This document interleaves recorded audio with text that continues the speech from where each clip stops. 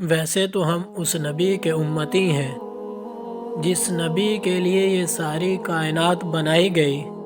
ہم امتی ہیں اس نبی کے جسے تمام انبیاء کا سردار بنایا گیا۔ ہم امتی ہیں اس نبی کے جس کی سفارش سے قیامت کے دن حساب و کتاب شروع ہوگا۔ ہم امتی ہیں اس نبی کے جس کی امت میں پیدا ہونے کے لیے انبیاء بھی دعا کرتے ہیں، لیکن اللہ تعالیٰ نے ہم پر خاص فضل و کرم کیا کہ ہماری بغیر محنت اور طلب کے اپنے اس آخری نبی کا امتی بنایا۔ اللہ تعالیٰ کی اس نعمت پر ہم جتنا بھی شکر ادا کریں کم ہے۔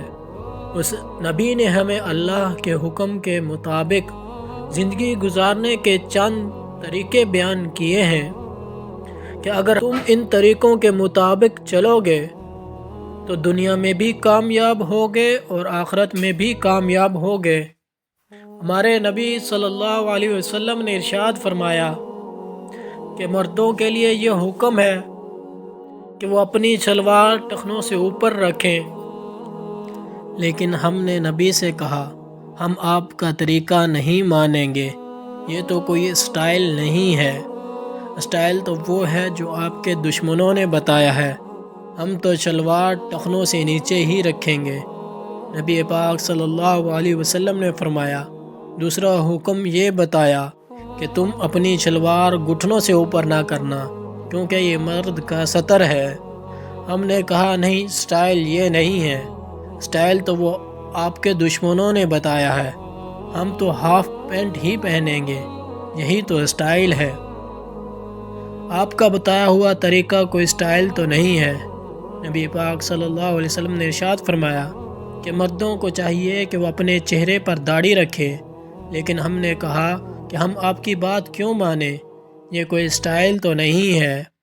سٹائل تو وہ ہے جو غیروں نے بتایا ہے کہ اس کو منڈوایا جائے، اس میں مزہ آتا ہے، اگر رکھی بھی جائے تو کہیں سے بڑی تو کہیں سے چھوٹی، جیسا دل چاہے ویسی بنوائی جائے۔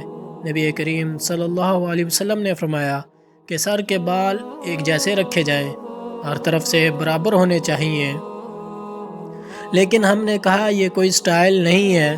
سٹائل تو یہ ہے کہ اوپر سے بڑے ہوں اور نیچے سے چھوٹے، کولا کٹنگ کرائی جائے، کھوتا کٹنگ کرائی جائے، یہ ہے اصلی فیشن۔ آپ کا بتایا ہوا طریقہ کوئی فیشن تو نہیں ہے۔ نبی کریم صلی اللہ علیہ وسلم نے عورتوں کو حکم دیا کہ وہ اپنے آپ کو چادر کے اندر لپیٹ کر رکھیں، اپنی شلوار ٹخنوں سے نیچے رکھیں، تو عورتوں نے کہا نہیں جناب، ہم تو اپنی شلوار پنڈلیوں تک رکھیں گی۔ میرے بھائیوں، پھر بتاؤ کیا کہنا ہے آپ کا کہ اگر ہم نے اس نبی کی بات نہ مانی جس نبی کے لیے اللہ تعالیٰ نے اتنی بڑی کائنات بنا ڈالی، اس نبی کے فرمان کے مطابق زندگی نہ گزارنے پر ہماری بخشش ہو جائے گی، ہمیں جنت میں داخلہ مل جائے گا؟ اللہ تعالیٰ ہم سب کو نبی کریم صلی اللہ علیہ وسلم کے بتلائے ہوئے طریقے کے مطابق زندگی گزارنے کی توفیق عطا فرمائے۔